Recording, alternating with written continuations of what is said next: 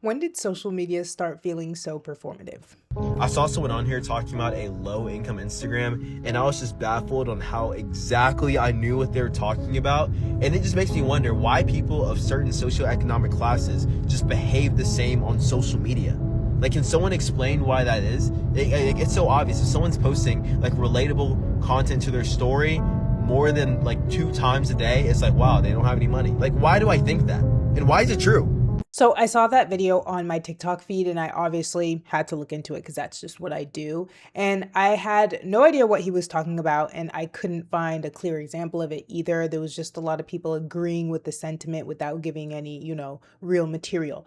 But I eventually found someone who explained it really well. I think there's something really important in how people are talking about low-income Instagram because there is a very real class divide in the way people post content online. You know what I mean? There's the excessive use of filters, the oversharing in the bios, the dozen relatable memes on the Instagram story. All of these signal low class because upper class people play by different rules on social media. The thing is, we all know we're using Instagram to present an idealized version of ourselves, and it starts to feel gauche if you're too obvious about it. For example, overusing filters comes across as excessive self-presentation, where you're trying too hard to make yourself look better. Meanwhile, a higher status user will have a more seamless visual aesthetic that both feels integrated with the platform and presents a consistent image of identity, where it's less obvious that you're trying to get people to like you by modifying who you are. Then there's the presentation of consumption. The stuff we post online doubles as a semiotic indicator of our cultural tastes, and lower class people are more likely to engage with relatable content than supposedly highbrow material. If anything, it's become a status symbol to spend time offline now, so even broadcasting that you're participating on the internet is itself a lower class pursuit. A high-income Instagram will therefore be more reserved about what it's posting, implying that your personality is less about what's shown and more about what's not shown. Of course, none of this is usually said out loud, but it is habituated into us through the circles we interact with, which goes to show how elitism and classism will even permeate into things like our posting behavior. And it actually ties into something that I've talked about on my channel before, how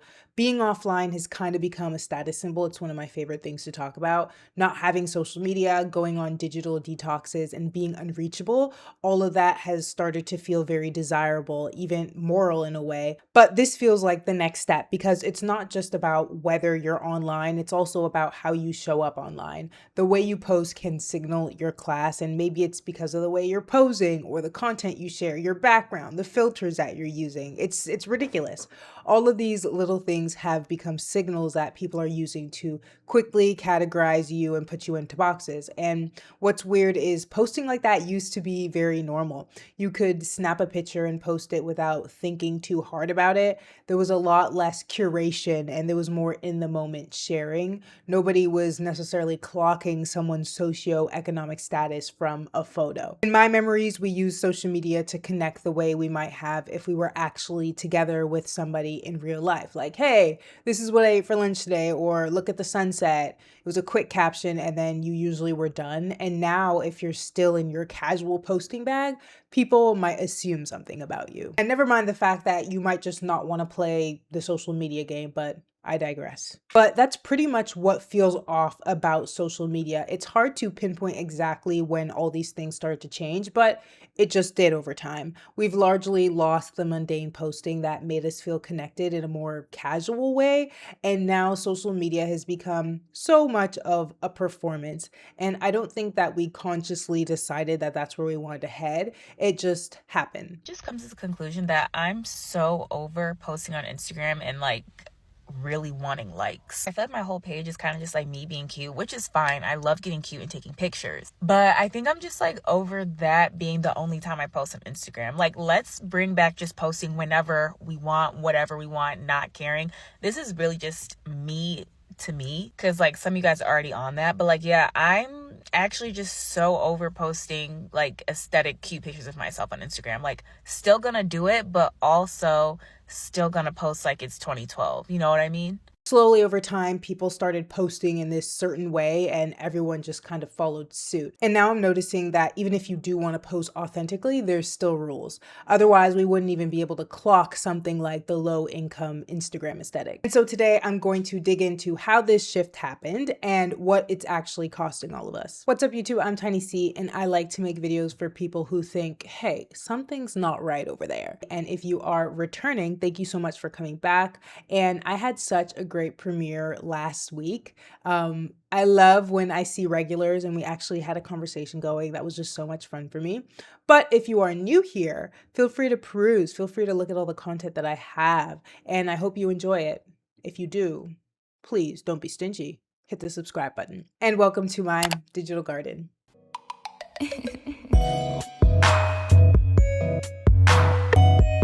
I think part of why everything feels so overthought now is because even the small everyday things don't feel as simple anymore.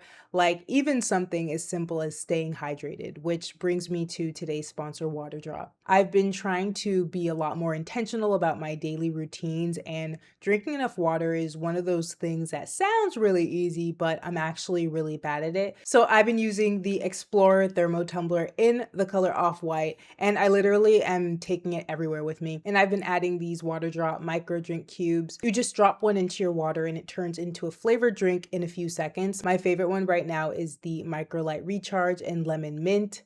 I use it after working out, but also just throughout my day. They're sugar-free, made with fruit and plant extracts, and some have added vitamins and electrolytes. So it's just a really easy way to build hydration into your routine. And I also like that it cuts down on single-use plastic, which I've been trying to be a lot more mindful about. It's honestly one of those small habits that just makes your day feel a little bit more put together. So if you want to try it out, head to the Waterdrop website using my link in the description and use my code tinysey for 15% off in the US and 10% off in Europe and the UK. Thank you so much to our sponsor, Waterdrop. There's an interesting framework for understanding how we got to this point, and it comes from a sociologist who was writing about performance way before social media even existed. Irving Goffman wrote in 1959 that all social life is a performance, that we're constantly managing how we come across to other people. And I have talked about this in a video that I made previously, how calling people performative online is kind of ironic because we're all performing to some extent. You act differently at work than you might with your friends, or some of us might behave differently with our parents than we would with a stranger.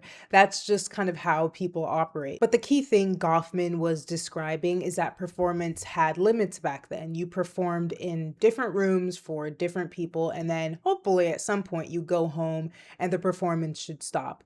But social media kind of removed that boundary, and in a way the audience became permanent, at least if you opt into social media.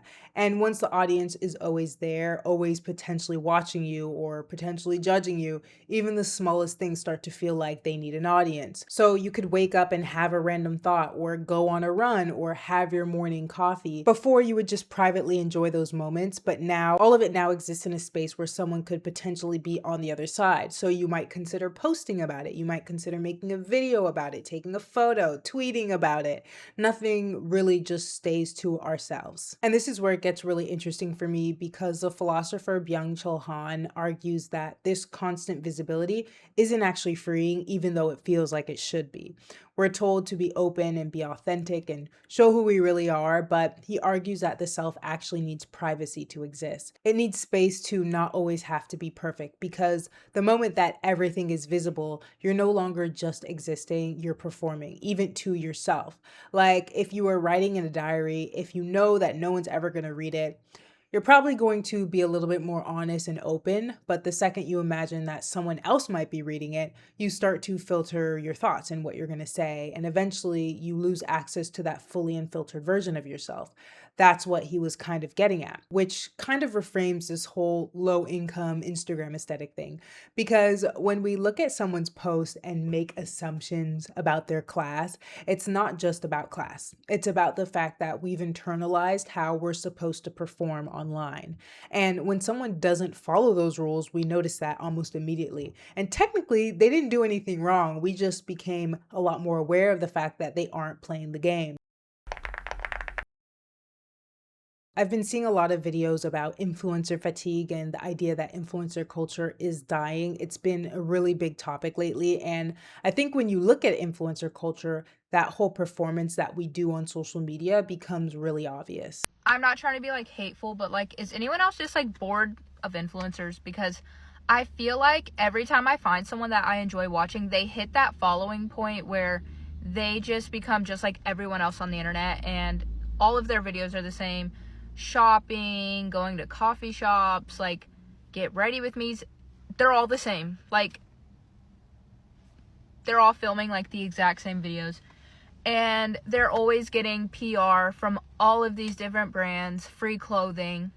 like every day open PR with me, and it's all the same. And I find it so boring, and it sucks because I find someone that I really enjoy watching, and then they get to that point where they're just like a basic influencer, and I end up unfollowing them. And to be clear, I don't think performance is inherently bad because, again, we all do it to some extent. But the way we experience that performance has definitely been changing. People love to say that they're tired of influencers or that influencer culture is dying. But at the same time, influencer marketing has exploded. It's a multi-billion-dollar industry. Brands seem to be doubling down on that investment. So seeing how much influencer marketing is expanding, it makes me go, well, why?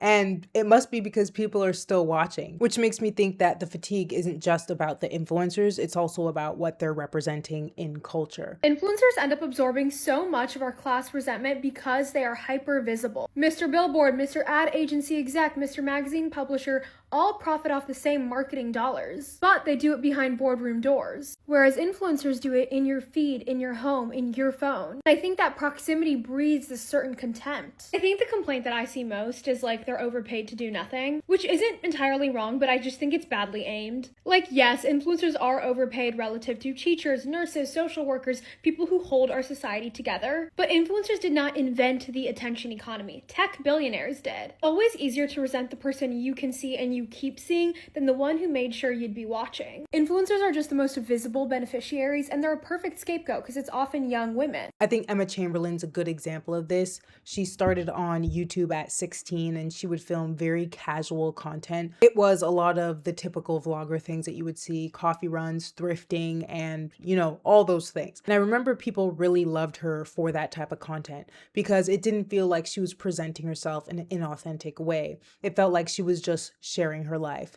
People felt like they knew her or like they were friends, and on Emma's end, she kept it very unpolished. She didn't try to come across as perfect, and that felt authentic to her audience. But then naturally her platform grew. Obviously, she was so popular and she started getting a lot more brand deals. She attended the Met Gala. She entered into that luxury fashion space, and so the perception of who she was started to shift. It wasn't just her being the girl next door anymore. She didn't necessarily make any drastic personality changes, but the context around her started to change. And once that happens, it's harder to see somebody as relatable. I think that's really the key here. At some point, we stopped being passive consumers of content and we started to notice the performance behind everything that happens on social media. It makes me think of those morning routine videos where someone's clearly pretending to wake up and the comments are always pointing it out and they're like, so you set the camera up and then you got back into the bed. And it's like, yeah,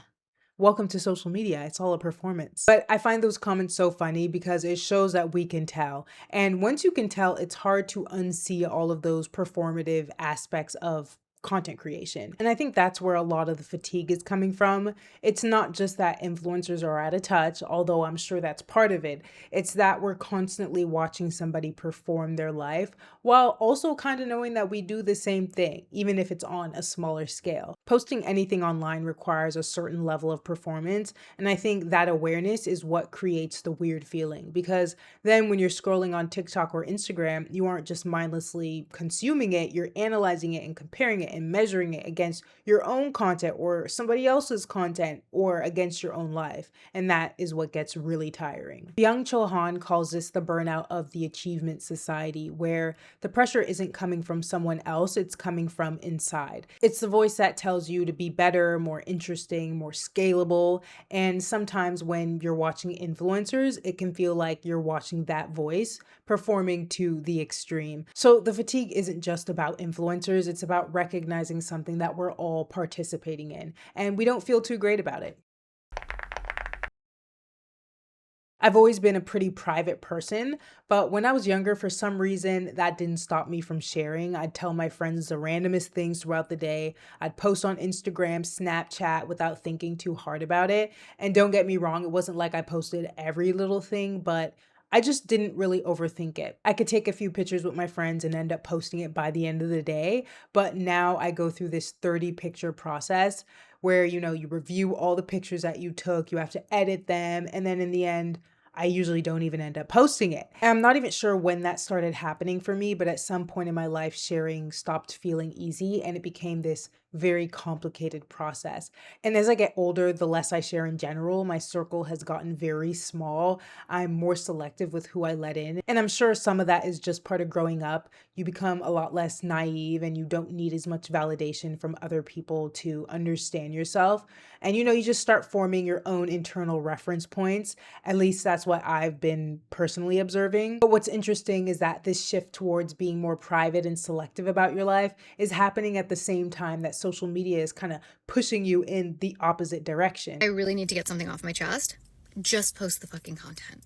Just post your fucking content. I get a lot of DMs of people saying that they're embarrassed to post or how to start. Just start. Just start posting the content. As social media advances, it's asking you to be more visible, share more of your life, and, give more access. So you end up in this weird position where you want to be more private, but the environment that you exist in is constantly encouraging you to, do the opposite thing. And I think that's part of why the idea of being offline is so appealing to people. But most people don't actually end up offline. They stay online, but they just create this more curated version of themselves. And I've also felt that tension myself because I used to post on YouTube in college, but then I stopped because I didn't feel comfortable being that vulnerable online. But eventually, obviously, I realized that I do want to share my thoughts with other people and I want to build a community and I want people to connect with my ideas and, have a conversation going. So coming back to YouTube has been my way of figuring out what it looks like to share a lot more intentionally. And so that means not sharing everything, but sharing the things that actually interest me and feel a lot more real. And this is where Byung-Chul Han's idea really stuck with me. He says we've shifted from a world where intimacy was something you shared with specific people, so maybe people you know in real life, to a world where intimacy is something you exhibit. You post your personal and vulnerable things, but you post them to everybody. And the moment that we do that, it stops actually being intimate and it becomes more of a performance. So on the surface, it might look like nothing about how we post online has really changed. We're still posting our lives and our friends, our milestones, our birthdays. But on the inside, I think we all know that it feels a little bit different because real intimacy requires some selectivity. Kind of like the close friends feature. You don't just have anybody on there. Intimacy requires trust in a sense that something's being shared with someone personally, not just broadcasted to anyone that will look. And again, I don't think we were intending for engagement to become the top priority over community and connection. Social media just slowly made engagement matter more, and now we largely mistake that for connection. And that's probably why so many people feel tired of social media and the influencers and the performance of it all, because we keep coming back hoping that something real is going to be there, but then it ends up feeling off. And I know we've discussed this to death, but I feel like the loneliness epidemic is at play. I don't think it's as simple as saying everybody's lonely because that's definitely not the case. It really depends on where you are in life. I think for a lot of younger people, like especially kids who grew up fully online, this is just their normal. They're not really comparing social media to anything that came before it because they haven't experienced that. Whereas millennials and older Gen Z probably have. So I think young adults feel the shift the most because we remember a time when connection looked different online. It may not have been better, but it was different. It was a lot simpler. It was a lot less curated. There weren't as many rules. And I think a part of the change of how we connect online is natural because, we're older, our circle's smaller, we have less people we want to even keep up with. That's just how life goes. But at the same time, there are less ways to actually connect in real life, especially once you graduate from high school or college. In those spaces, connection kind of just happens automatically. And a lot of millennials and Gen Z didn't get to experience a version of adulthood where community existed outside of the internet in the same way. So a lot of us didn't really meet people at coffee shops or libraries. That's just not our culture. And I think that's where social media usually comes into play because despite all of its flaws, it does work. It fills the gap for people, even if it is a little bit performative. And the political scientist Robert Putnam wrote about how community in America had already been declining for decades. The civic groups, the neighborhood community, the everyday social structures that used to hold people together, turns out they were already fading away. So by the time social media showed up, the gaps were already there. And it wasn't quite the fix that we thought it was going to be, but it did offer us something that felt like connection. It's connection without having to actually be friends with any of the people that you follow. follow. I probably only talk to a handful of the hundreds of people that I follow online, and that's part of why social media works so well. It does the trick, at least for now. And I don't think people are choosing this performative connection on purpose. It's more so that performance has become one of the main ways that we access connection. And so I'm not surprised that people are starting to point out how weird that is. I think if there's one thing people love talking about online, it's authenticity. The word has definitely lost its meaning because we just like to throw it around. We also started to make that the gold star, or, the thing that would make you successful online. You just got to be authentic. And the brands are looking for it, content creators are trying to embody it. But in the end of the day, authenticity is not that simple. It's hard to embody authenticity online because we naturally start to perform once people are watching. It's kind of like how atoms start behaving differently once you're observing them. And I don't think we were ever quite authentic online. There was always some form of performance, but there was a time when we were way less curated. But then we collectively decided that posting like nobody was watching was embarrassing, and that our ordinary moments needed to be more curated, more elevated, posed. They needed to be perfect. And the platforms definitely helped push that agenda along, but it was also our doing in a way because we conformed to the rules and started clocking each other if we weren't following suit. And now, even if someone does try to be authentic online, it still feels like a performance. But I do wonder what got lost when the more mundane and unimpressive ways of posting became embarrassing. I think that we lost the version of sharing that was more low effort, and I even noticed this on my own feed. The people I actually know in real life don't really post like that anymore. It's mostly influencers and content creators that I see on my Explorer page. So I'm not surprised people are getting tired of the performance and the constant need to curate or create a brand. We kind of optimize social media to hell. And if you ask me whether any of this is going to change anytime soon, I'm not really sure, because even the attempts that we make to have things that feel real, kind of like be real, they just get optimized over time. Like Substack got really huge, but they also incorporated videos on their platform. Nothing is ever safe from the optimization engine. And even though I recognize a shift towards authenticity online, it's still not the kind of authenticity that we're actually looking for. Because I think for social media to exist the way that it currently does, there's always going to be some level of performance involved. We have the choice to be on social media. So I guess if you're going to be on there, you just have to know that there's a bit of a game happening. You could choose to play, you could choose not to play, but it's just weird. It exists. But that's really all I have for this one. It's a weird note to end on, but I'm sure I'll talk about social media again. I always have so many thoughts when it comes to this topic. And for today's question, when did sharing online stop feeling easy? Or do you feel like it's still easy for you? If you made it this far in the video, please comment any flower emoji that you wish. Thank you so much for watching this far. I hope you enjoyed it. Don't forget to like, comment, and subscribe, and I will see you guys in the next video.